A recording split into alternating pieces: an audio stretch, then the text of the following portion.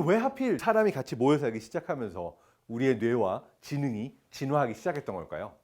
옛날이나 지금이나 사람이 살아남는데 가장 큰 영향을 끼쳤던 인자가 뭘까요? 천재지변, 추운 겨울, 더운 여름, 무서운 야수 다 아니에요. 사람을 죽게 만드는 이유 넘버 원은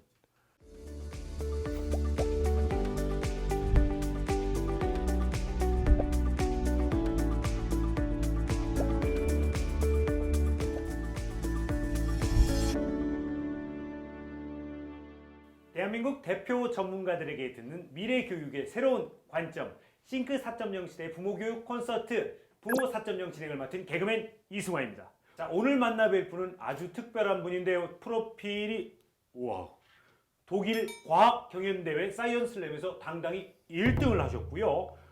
국내외 과학 커뮤니케이터로 활발하게 활동하고 계시고 유쾌한 뇌과학자이시며 과학계 투머치 덕후 장동선 박사님이십니다. 안녕하세요.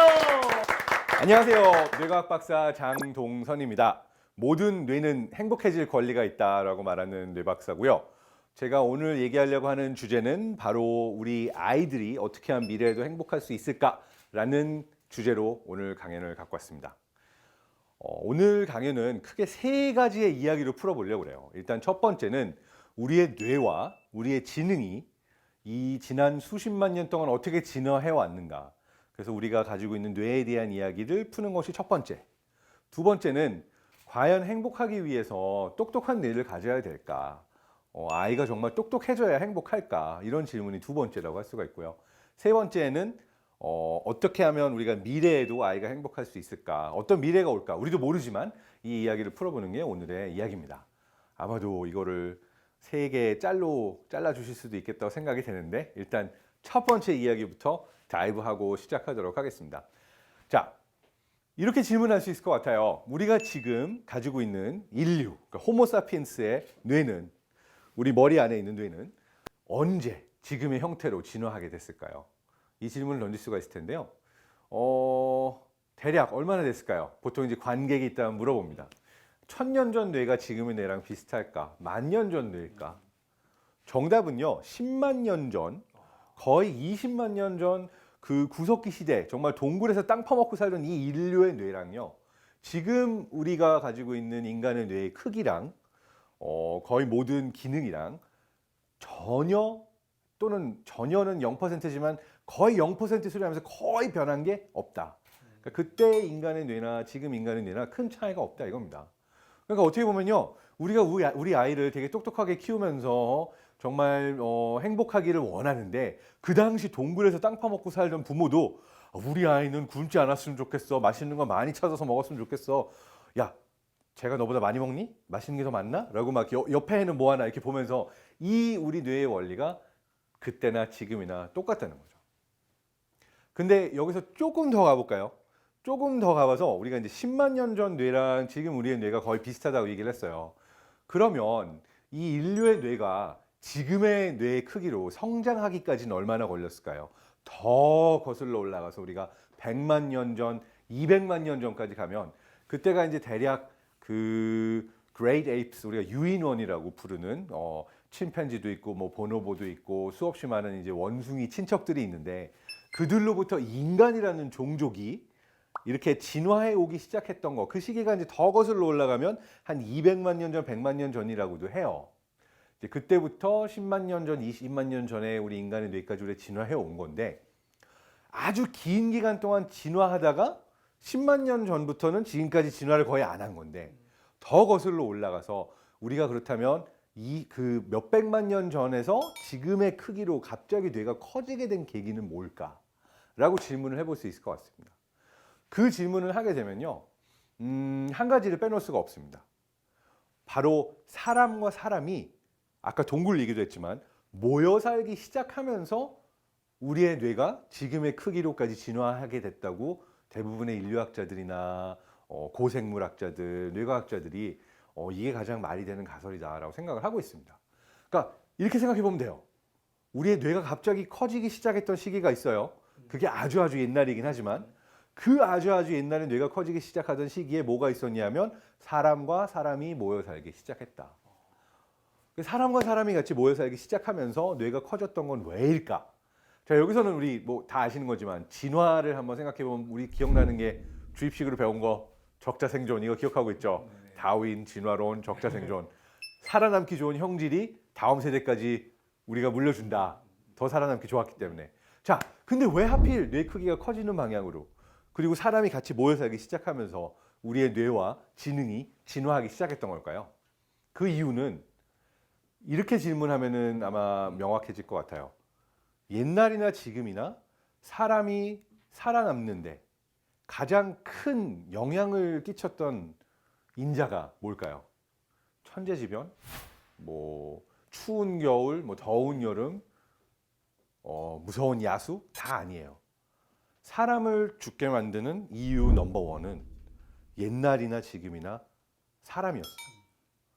그것이 살인이건 사고건 병을 감염시켜서건 내가 죽게 만드는 이유를 제공하는 것은 다른 사람. 무섭죠. 그런데 반대로 내가 살아남는 데 가장 큰 도움을 주는 것도 사람입니다. 예를 들어서 누군가가 사막에 길을 잃었어요. 그러면은 몇 날 며칠을 사막 밖으로 빠져나와야 되는데 혼자 조난된 사람의 경우는 살아남는 확률이 낮아요. 근데 옆에 다른 친구 한 명, 동료 한 명만 있어도 살아남는 확률이 확 올라갑니다. 그리고 여러분들 잘 생각해 보면 내가 살아남는 데 있어서 가장 큰 도움을 받는 것도 결국은 다른 사람이에요. 가족, 친구, 이웃. 그러다 보니까 사람이 살아남는 데 가장 중요해진 거는 결국 사람이었다고 할 수가 있겠죠. 그런데요. 이 다른 사람의 마음을 읽는 거, 이 사람이 내 친구일지, 내 적일지, 이 사람이 어떤 사람일지 다른 사람의 마음을 읽는 것만큼 어려운 게 없죠. 그러니까 10길 물속은 알아도 한 길 마음속이 알기 어렵다 이렇게 얘기를 하는데 그만큼 다른 사람의 생각을 짐작하거나 예측하거나 누군가의 마음을 공감하거나 이해하는 게 어렵다는 얘기입니다. 그래서 이제 결론까지 왔어요. 사람이 살아남는데 가장 중요한 게 다른 사람인데 그 사람들이 모여 살다 보니까 싸우기도 하고 친구가 되기도 하고 적이 되고 하겠죠. 그럼 이 중에서 누가 잘 살아남았을까요? 다른 사람의 생각을 잘 읽는 사람, 다른 사람의 마음을 잘 이해하는 사람, 누가 적일지 친구일지 쎄한 감으로 잘 구별하는 사람, 이런 사람들이 살아남기 좋았을 겁니다. 그러다 보니까 사람이 가장 어려운 걸 하다 보니까 다른 사람 생각을 짐작한다는 가장 어려운 일을 하다 보니까 인간의 뇌가 진화하게 된 거죠. 이로써 첫 번째 이야기는 이렇게 결론 내릴 수 있을 것 같아요. 인간의 뇌가 진화해 오는 데는 결국 사람과 사람이 함께 사는 것이 중요했다. 두 번째 파트는 이거예요. 그렇다면 사람과 사람이 함께 살면서 갑자기 뇌도 커지고 지능도 진화했어요. 근데 지난 10만 년 동안 뇌는 업그레이드 되지 않았다니 이게 대체 무슨 말입니까? 우리 스마트폰도 업그레이드 되고요. 매번 새 모델로 바꾸고 노트북도 새 모델로 바꾸고 반도체 칩 거의 뭐 우리 엄청나게 빠른 속도로 인공지능 알고리즘도 진화하고 있죠. 근데 인간의 뇌는 10만 년 전 뇌랑 똑같다니 우리가 어떻게 이렇게 많은 것들을 어떻게 이룩할 수 있었을까요? 그 답은 또 사람과 사람의 연결에 있습니다. 그러니까 우리가 어느 한 사람이 똑똑해져가지고 뇌가 갑자기 업그레이드 돼가지고 막 새로운 문명의 발전, 혁신이 일어난 게 아니라요.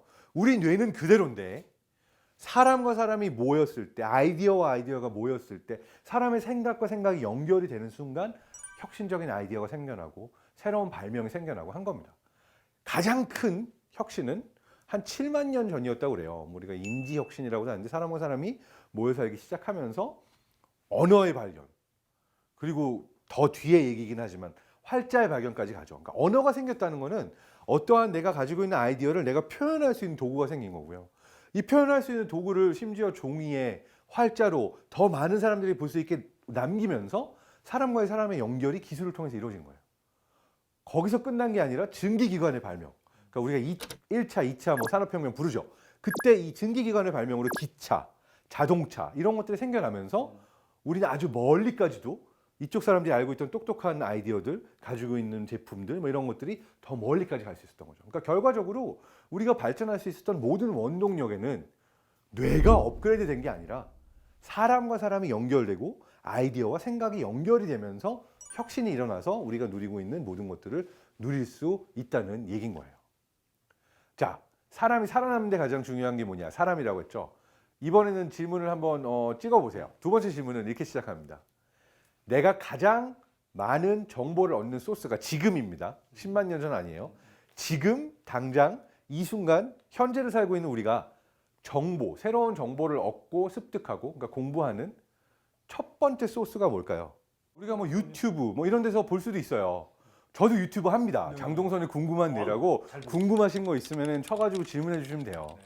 근데 거기서 얻는 정보보다 내가 어디 걸어가다가 누가 옆에서 야 그거 들었어 그거 들었어 그거 봤어 이러면은 나도 뭔가 보고 싶어서 찾아본다든지 아니면은 반에서 친구들끼리 떠들다가 누군가가 야야야 이거 그거 알아? 하면 그걸 듣고서는 찾아본다든지 그러니까 모든 정보의 소스 원천은 결국 다른 사람입니다. 그래서 우리는 다른 사람을 통해서 가장 많은 지식과 정보를 얻어요. 이게 굉장히 중요합니다. 왜냐하면 누군가 다른 사람이 얘기해 주는 정보랑 내가 막 책이나 인터넷이나 혼자 찾아내는 정보랑 다르거든요.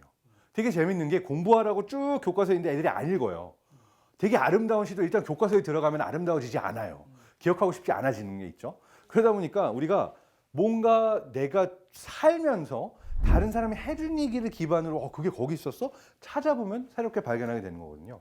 그래서 여기서 중요한 건 우리가 지식을 얻는, 정보를 얻는 첫 번째 소스도 결국은 사람이다. 그리고 새로운 발명을 하거나 혁신을 하는 것도 사람과 사람의 연결을 통해서 한다. 이 얘기를 할 수가 있을 것 같습니다. 두 번째 파트는 이미 이 얘기를 했어요. 여기서 한 걸음만 더 갈게요. 우리가 그렇다면 정보의 습득을 이제 코로나, 포스트 코로나의 시대, 미래에는 뭔가 비대면으로 할 것 같아요. 다 오프라인으로 갈 것 같아요. 저는 그렇게 생각하지 않아요. 왜냐하면 옛날이나 지금이나 우리는 누군가 다른 사람을 통해서 배우는 게 가장 많고요. 또 저희 과학자들이 이야기하는 프레젠스 이펙트라는 게 있어요. 프레젠스 이펙트는 프레젠스는 뭐 존재, 여기 있는 거, 뭐 현재, 지금 제 손에 잡힐 만한 거리에 실제로 사람이 앉아 있다. 같은 다른 사람들이 나랑 같은 공간에 있다. 이때 뇌는요 훨씬 기억을 잘하고요, 학습을 잘하고요, 다른 모드가 됩니다. 그러니까 같은 사람이 공간 안에 있고 우리가 같은 걸 보고 같은 걸 듣고 같은 걸 경험하고 있을 때랑 나 혼자 공간에 앉아가지고 그냥 배울 때와 다릅니다. 실제로 미국 워싱턴에 한 연구가 있었어요. 워싱턴 대학교에서 한 교수가 실험을 했는데 제2외국어, 미국 애들한테 제2외국어니까 중국어였는데요. 중국어 수업을 한 반에서는 선생님이 앞에 있고 다른 반에서는 똑같은 수업인데 반에 사람을 꽉 안 채우고 이 선생님이 하는 거를 비디오로 보여줬어요. 양쪽에서 누가 더 공부를 잘하고 기억을 잘했을까요? 실제로 같은 방 안에 선생님이 있었던 아이들이 더 제2외국어 공부를 잘했습니다. 근데 또 재밌는 연구가 생겼어요. 뭐냐면요, 이 반에 실제로 선생님이 있는 게 아니라 옆에서 이제 온라인으로 스크린으로 보고 있어요. 근데 어떤 방에는 방마다 애가 한 명씩 있었고요. 어떤 방에는 방이 충분하지 않아가지고 애들이 여러 명씩 들어있었어요. 그러니까 같이 공부한 것도 아니고 스터디 그룹 한 거 아니에요. 그냥 스크린을 보고 있었어요, 선생님은. 근데 여러 명이 같이 있었던 방에서 선생님의 수업을 받던 아이들이 또 기억을 하거나 학습을 하는 게 더 좋았습니다. 이건 좀 설명하기 어려울 수 있는데 그만큼 인간의 뇌는 우리가 진화할 때부터 사회적 뇌로 진화를 했기 때문에 다른 사람의 존재가 내 곁에 있고 우리가 뭔가를 함께 한다고 할 때 기억하고 학습하는 능력이 올라갑니다. 그래서 아마도 학원, 학교, 우리가 같이 소그룹이라도 모여서 공부하는 게 저는 완벽하게 사라지지는 않을 거라고 생각을 해요. 그리고 비대면이 가더라도 우리가 예를 들어서 완전히 아바타처럼 가상현실처럼 현실과 가상을 구분할 수 없을 정도로 정말 이 사람이 손에 잡힐 것처럼 정말 리얼한 그러한 형태의 기술이 만들어지면 그러면은 완벽한 비대면과 온라인으로 수업이 가능할 수도 있겠죠. 그렇지만 그게 아니라면 사람이 내 곁에 있다는 것은 뇌에 큰 영향을 주고 우리가 사람이 내 옆에 있다는 것이 굉장히 중요하다. 이렇게 정리할 수 있을 것 같습니다. 자, 잘 정리했어요. 뇌와 지능이 어떻게 진화했는가, 그리고 우리는 언제 가장 잘 배우고 학습하는가, 그리고 새로운 아이디어와 발명은 어떻게 생겨나는가. 이게 두 번째 이야기였어요. 그러면 이제 세 번째 이야기로 갈게요. 세 번째 이야기는 이렇게 볼 수 있을 겁니다. 미래에 우리 아이들은 어떻게 공부하게 되고 내가 우리 아이한테 뭘 가르쳐줘야 할까? AI 다 얘기하죠. 인공지능. 내 프로그래밍을 가르쳐야 되나? 코딩을 가르쳐줘야 되나? 우리 아이가 어떤 걸 알고 있어야지만 공부를 하지? 근데요, 잘 생각해 보면 아이의 뇌는 옛날이나 지금이나 똑같아요. 그 얘기는 이 아이를 행복하게 하는 메커니즘도 이 아이를 공부하게 하는 메커니즘도 똑같은 거예요. 결과적으로는 사람과 사람의 연결인 거죠. 그렇다는 얘기는 우리가 어떤 아이를 정말 똑똑하게 기를 수 있어요. 그렇지만 이 아이가 혼자 똑똑해졌을 때 이 세상을 살면서 행복할까라는 질문은 해봐야 돼요. 실제로 저도 어린 시절 9년 가까이 홈스쿨링을 하고요. 중학교 과정까지는 검정고시로 졸업을 했어요. 학교를 다니지 않고 집에서 혼자 책 보고 여행하고, 그러니까 정말 홈스쿨링을 처음 했던 케이스인데, 뭐 그 당시에는 아무도 홈스쿨링이라는 말 몰라서 그냥 문제야 이렇게 취급하긴 했었는데요. 어쨌든 그렇게 어린 시절을 보내면서 제일 그리웠던 게 어떤 의미에서는 사람이었어요.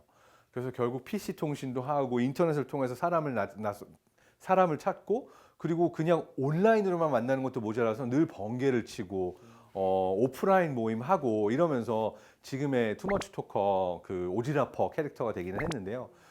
어쨌든 그때도 제가 어렸을 때 그 받았던 교육과 결국 그 교육에 있어서 모자랐던 부분이 뭔가를 생각해 보면요. 어떤 교육을 받았건 내가 나중에 나와서 사람들과 어울릴 수 있어야지만 그게 나한테 의미가 있는 거거든요. 다시 돌아가자면 독일에서 발도르프 슐레 나온 대한교육 나온 아이들 중에 슬픈 얘기지만 굉장히 많은 애들이 사회 부적응자가 돼요. 그리고 뭐 마약 중독된 애들도 많이 알고 있고요. 근데 학교에서 굉장히 창의적인, 아름다운, 비폭력적인 정말 좋은 교육을 받았어요. 정말 좋은 대한교육이에요. 근데 왜 사회에 나와서 부적응을 하느냐? 세상은 이들의 완벽한 학교에서 배웠던 것처럼 완벽하지 않거든요. 세상은 그렇게 아름답지도 않고요, 평화롭지도 않고요. 세상에는 비합리도 존재하고 폭력도 존재하고 굉장히 아름답지 못한 것들이 세상에 존재해요. 그렇다면 이 아이는 그 아름답지 못한 것들을 경험함에 있어서도 내가 가지고 있는 지식과 경험을 다른 아이들과 공유하면서 어떻게든 싸워서 이겨나가고 내가 적응하는 능력을 배우는 거. 그러니까 사회성, 사회와의 호환성, 그러니까 컴파티빌리티가, 소셜리티가 중요해지는 겁니다. 그래서 미래에도 꼭 필요한, 아이에게 필요한 능력은 결국 다른 사람들과 함께 세상을 살아가는 능력이고요. 그 점에 있어서 소통과 협력을 아이는 할 줄 알아야, 코딩도 중요하지만 프로그래밍도 중요하지만 그것들을 활용해서 행복하게 살 수 있을 거란 얘기입니다. 결국 우리의 뇌에게 가장 중요한 건 사람, 그리고 사람과 사람의 관계 속에서, 연결 속에서 우리는 성장하고 진화해 왔고 행복한 존재다. 우리 모두는 함께해야 행복한 존재다. 이걸로써 강연을 마치겠습니다. 사실 요즘 방송을 통해서 박사님이 여러 가지 말씀을 해주시니까 이제 조금씩은 많이 아는 것 같아요. 또 시청자분들도 저 또한 사실 조금씩은 아는데 사실 뇌과학자가 뭘 하는지 뇌가 잘 구체적으로 용어에 대한 설명을 정립해서 들어본 적은 없는 것 같아요. 좀 설명 좀 간단하게 부탁드리겠습니다. 뇌과학은 대표적인 통합학문이고요. 그러니까 우리가 세상을 보고 느끼고 듣고 기억하고 학습하는 모든 게 뇌에서 일어나잖아요. 그러다 보니까 예전에는 뭐 우리 마음이다, 뭐 심리치료다 이런 식으로 이론들이 있었다면 그러한 것들을 가지고 실제로 그러한 마음을 느낄 때 또는 뭐 기억이 안 날 때 뭐 이러한 것들이 뇌에서 어떻게 일어나는가를 그 공부하는 학문이 뇌과학이고요. 그래서 의학, 생물학, 철학, 심리학, 컴퓨터공학, 인공지능까지 다 같이 뇌과학이라는 큰 범주 안에 들어갈 수가 있습니다.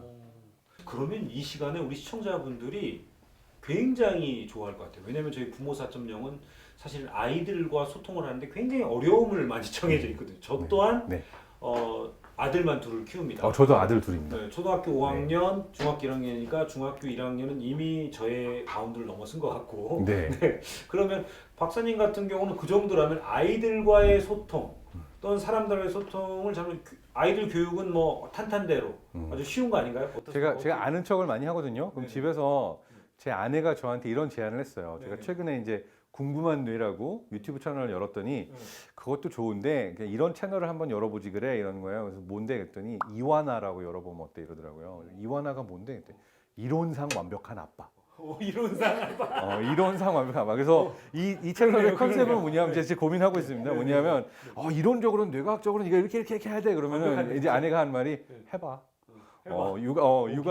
육아는 이론은 아무리 그래도 실제로 그 이론대로 애가 잠을 자러 가는지 밥을 먹는지 한번 해보라고 막 이거거든요. 그래서 재밌겠다. 이론상 완벽한 아빠. 결과적으로는 이론과 현실은 다르다라는 얘기겠죠. 근데 이제 독일에서 태어나셨잖아요. 네네. 그리고 거기서 이제 자라면서 이렇게 박사님이 그 홈스쿨링도 하시고 네. 그리고 이제 뭐 그 유년기 때 가출도 해보시고 이제 뭐 그런 것들이 이렇게 있는데 그렇게 다양한 그런 경험들이 지금 박사님한테 지금 현재 미치는 영향이나 그런 것들에 대해서 조금 궁금해요.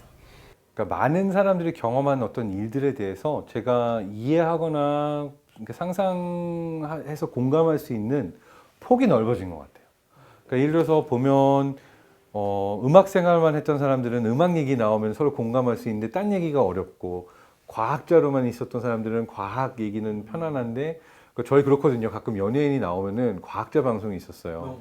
서로 누구야? 뭐 모르는 거예요. TV를 안 보니까.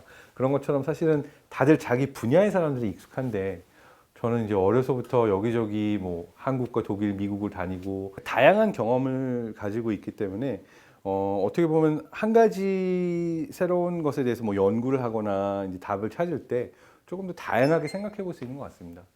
그 학문적으로 얘기해도요. 제가 학문적으로도 독일과 한국과 미국에서 다 연구를 해봤잖아요. 그러면 같은 걸 가지고 다르게 설명해요. 예를 들어서 미국에서 처음 인지과학 공부했을 때는 인지과학 그러니까 첫 수업이 뭘로 시작했냐면 인지과학은 표상의 학문이다. 뭐냐면 우리 머리 안에 뭔가 세상의 모델이 있어서 이 모델이 어떤 상징과 어떤 언어를 가지고 이렇게 디코딩이 되는지 노암 촘스키부터 시작하면서 딱 뭐 인지과학은 표상의 학문이야 이렇게 시작을 했어요.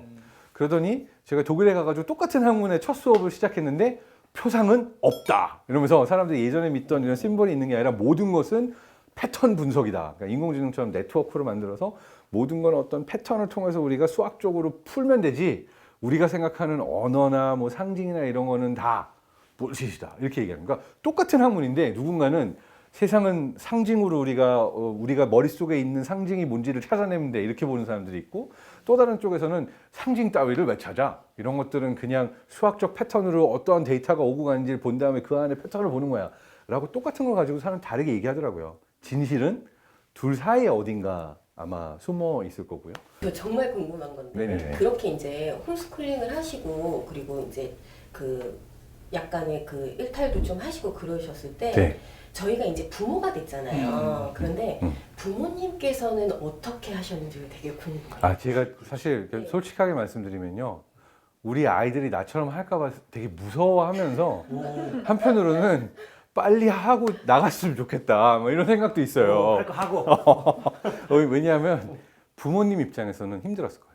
왜냐하면 제 어렸을 때는 부모님이 얘를 막 되게 잘 키우겠다 그래서 5개 국어 가르치고 초등학교 때 정석 띄고 막 정말 막 되게 욕심을 가지고 뭐 15살에 뭐 카이스트 가라 이 트랙을 탔는데 중간에 집 나가고 막 난 이거 싫다 그러고 막 일탈로 이제 사춘기 때 되게 세게 들어가니까 부모님 입장에서는 마치 공들여 쌓아놓은 탑이 다 무너지는 느낌을 받으셨겠죠. 근데 이제 제 안에서 뭐가 있었냐라고 생각을 하면 그 이전까지 어떤 수학을 보거나 수학적으로 어떤 수식으로 세상을 이해하거나 이거는 꽤 어려서부터 잘 했던 것 같아요. 반면에 이제 사회적으로 내가 이런 얘기를 할 때 뭐 이 사람이 어떤 감정을 가지고 볼지 사회성은 막 이렇게 높았는지는 모르겠어요. 홈스쿨링을 하고 많이 사람을 안 만나니까. 근데 이제 반항하고 집 나가고 막 서울역에서 노숙자분들과 함께 생활하고 막 이러면서 되게 험하잖아요. 되게 러프하잖아요. 막 정말 살아남아야 되는. 그때 이제 뭐 수학 배웠던 건 다 까먹었는데 뭔가 사회성은 그러니까 어떻게든 살아남고 어떻게든 어울리고 막 이 능력은 다시 올라갔던 것 같아요. 그래서 결과적으로 나중에 와서는 참고로 제가 초등학교 때 풀었던 정석을 고등학교 가서도 못 풀겠더라고요.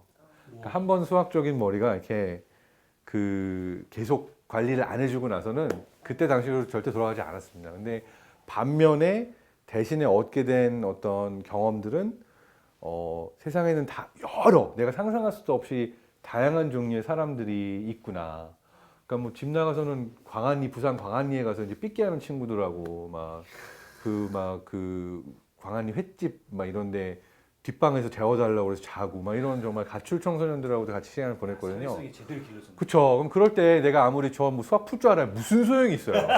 아무 소용 없죠. 이때는 어쨌든 예의 바르게 어떻게든 좀 하룻밤만 막 해가지고서는 제가 뭐 설거지 할게요. 이래가지고 하룻밤 자는 능력을 얻어내는 게 훨씬 살아남는 데 중요한 능력이죠. 그래서 그렇게 좀 다양하게 볼 수 있었던 게 나중에는 도움이 됐던 것 같은데 부모님 입장에서는 속 터지죠. 이 아이를 그냥 일찍 잘 키워가지고 빨리 좋은 대학교를 보내고 싶으셨던 욕심이 있으셨을 텐데 공부한 거 다 날렸죠. 일탈했죠. 이러니까 막 그 당시 어머님은 진짜 너는 뭐 거의 뭐 그런 얘기 나오죠. 막 보기 정말 꼴 보기 싫다.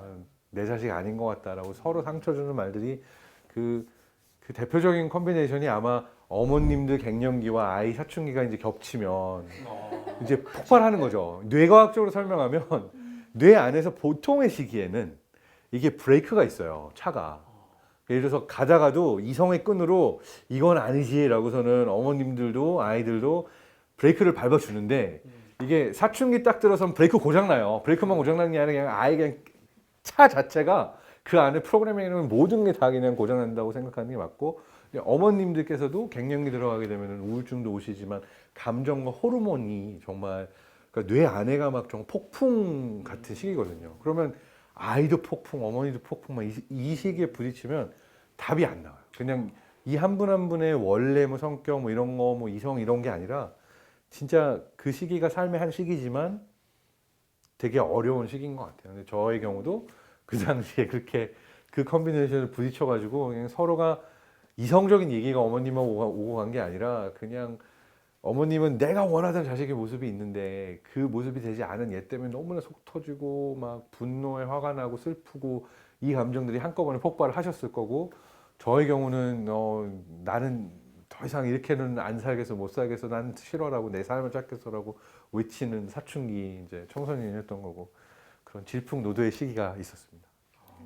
과학기술이 발전할수록 사회도 빠르게 변화하고 있습니다. 네. 그런데 우리 아이들이 이렇게 흐름에 발맞추어 가려면 어떤 부분에서 유연성 있게 대처해야 될지 그 부분이 궁금합니다. 일단은 제가 볼 때 가장 중요한 거는 기초와 기본은 늘 중요한 것 같아요. 그러니까 나중에도 내가 글을 쓰고 읽고 할 수 있는 능력, 어떤 책을 혼자 읽고 이해할 수 있도록 거기까지 가는 거.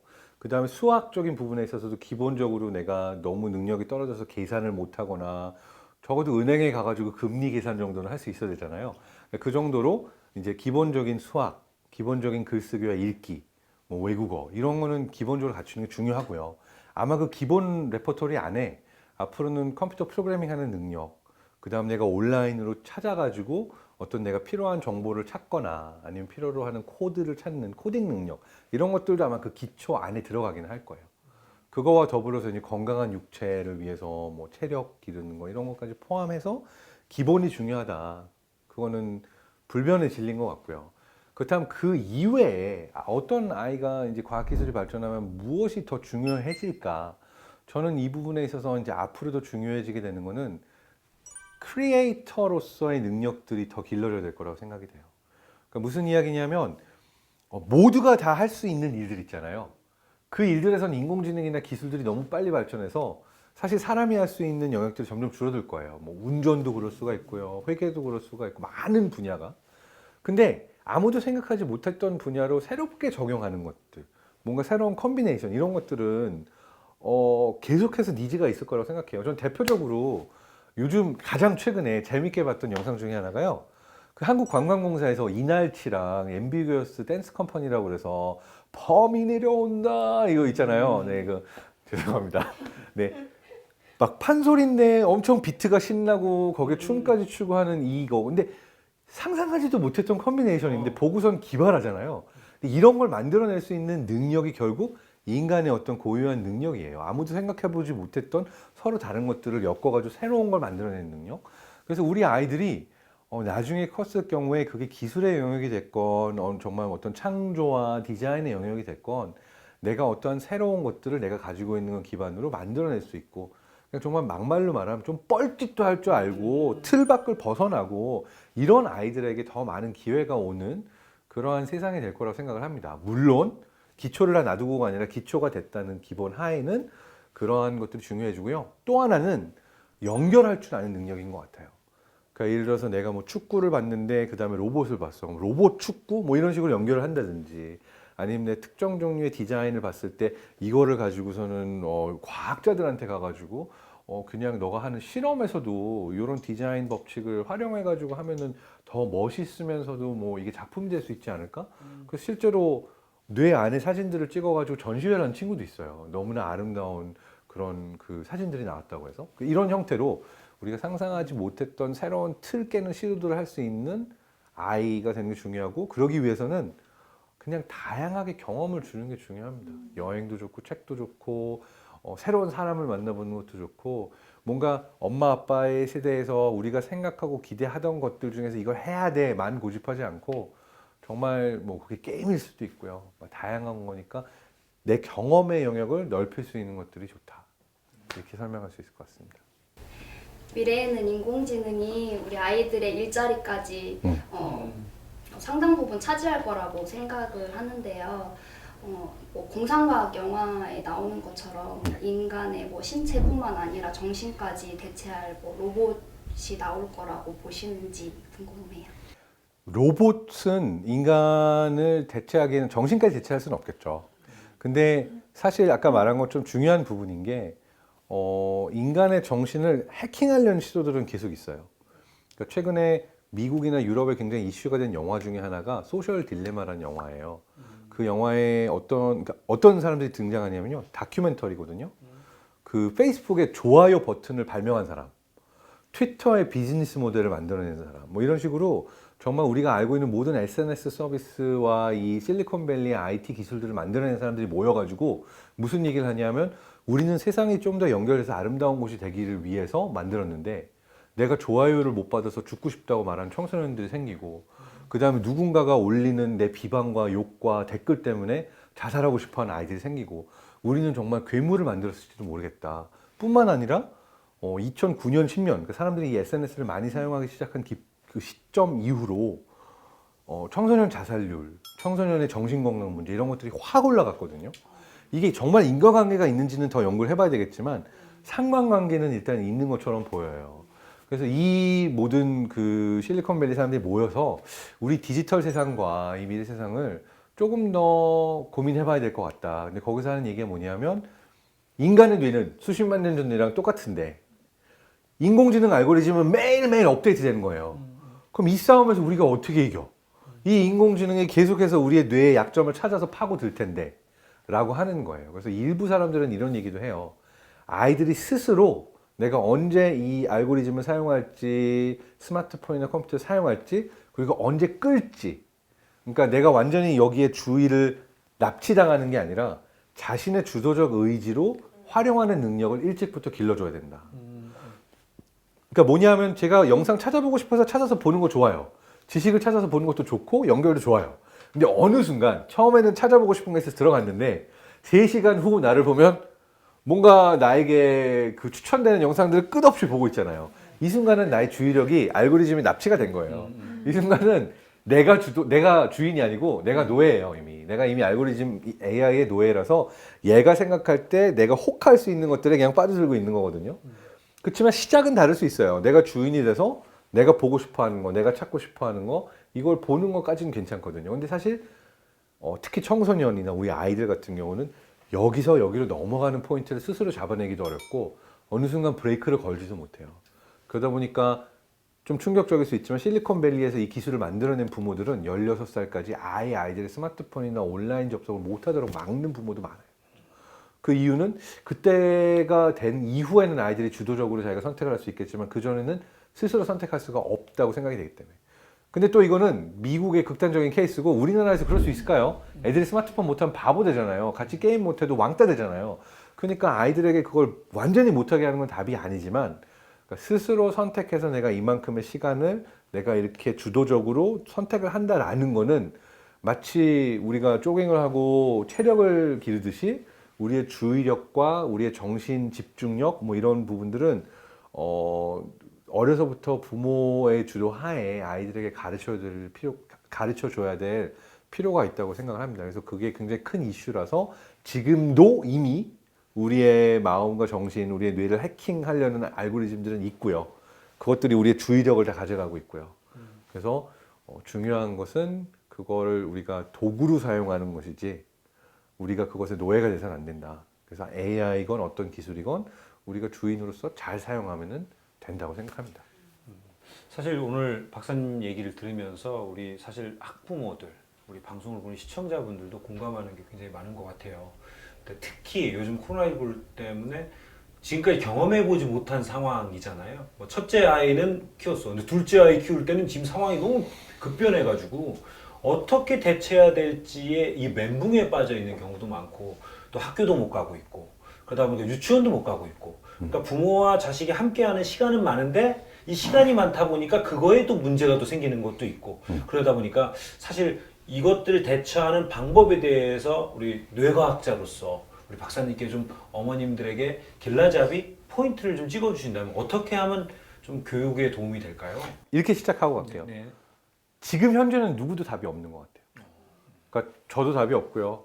과학자들도 답이 없고 기업도 답이 없고 정부도 답이 없고 다들 어떻게 하지라고 답을 만들어가는 과정이 있어요. 근데 이 과정에 있어서 내가 손을 놓고 그냥 누군가 답을 찾아주겠지 이럴 수도 있지만 그건 너무 힘든 거고 제가 볼 때는 모두가 같이 답을 찾아야 되는 시점인데 미래에 있어서 그러니까 AI가 오는 미래 세상에 있어서도 커뮤니티의 힘이 점점 커질 거라고 해요. 그러니까 뭐냐면 비슷한 니즈를 갖고 있고 비슷한 생각을 가지고 있는 사람들끼리 모여서 나도 힘들어 너도 힘드니 이것만으로도 위안이 되고 그러면은 우리라도 뭘 해볼까라고서는 같이 모였을 때 아이디어도 나오고 혼자만 했을 땐 힘들기만 한데 몇 명이 모이면은 또 이런저런 시도들과 아이디어들이 나오잖아요. 그래서 조금 더 액티브하게 조금 더 이런 커뮤니티를 찾아서 나랑 마음이 맞고 나랑 니즈가 비슷한 사람들 찾아보는 게 저는 첫 번째 스텝으로 중요하다고 생각하고요. 이미 근데 어머님께서 하고 계신 것 같아요. 그러니까 최근에 제 아내가 그러더라고요. 너무 두 아들 때문에 힘든 거예요. 코로나 때문에 계속 두 아이가 집에 있으니까 엄마도 힘들고 아이들도 힘들어요. 막 그래서 이렇게 분노가 나는데 어떡하지라고 하는데 최근에 맘카페에 들어가가지고 보더니 맘카페에서 엄마들 마음이 다 똑같아. 애들이 다 그렇대. 애들이 다 미친 애 같대. 남자애들이 다 정말 다 제어가 안 된대. 그 순간 미안을 느끼는 거죠. 아, 나만 이상한 게 아니구나. 나만 힘든 게 아니구나. 그래서 그런 형태로 커뮤니티를 만드는 것들이 되게 중요한 앞으로 과정이 될 것 같고요. 그게 하나. 그 다음 두 번째는 견디다 못해서 답이 안 나올 때는 약간 내가 있는 박스, 내가 있는 환경을 조금이라도 바꿔보는 게 좋아요. 안 가봤던 장소에 가보고요. 그냥 애를 집에서 아무리 말을 해도 안 되면 갑자기 한강공원에 나가든 아니면 어디 집 앞에 나가서 같이 걷자. 그냥 걷자. 걷기 어려우면 안 가봤던 데 가면서 그냥 보고 하면서 그 상태에서 얘기를 하면 또 갑자기 얘기가 될 수도 있고 또 다를 수도 있어요. 그래서 그냥 정말 쳇바퀴 돌듯이 늘 똑같은 일상이 너무너무 힘든데 가끔은 정말 미친 척 한 달에 한 번이라도 빠져나와서 안 해보던 짓을 하고 안 만나던 사람을 만나고 뭔가 이런 새로운 시도를 하는 게 조그만 힘이 될 수 있을 거라고 생각합니다. 자, 오늘 시청자 여러분 잘 들으셨습니까? 부모 4.0 오늘은 다른 때보다도 좀 더 쫙 다가갔는데 요것 또한 리셋해서 오늘부터 다시 한번 생각해야 되는 그런 시간이었던 것 같습니다. 지금까지 이승환이었습니다. 감사합니다. 감사합니다.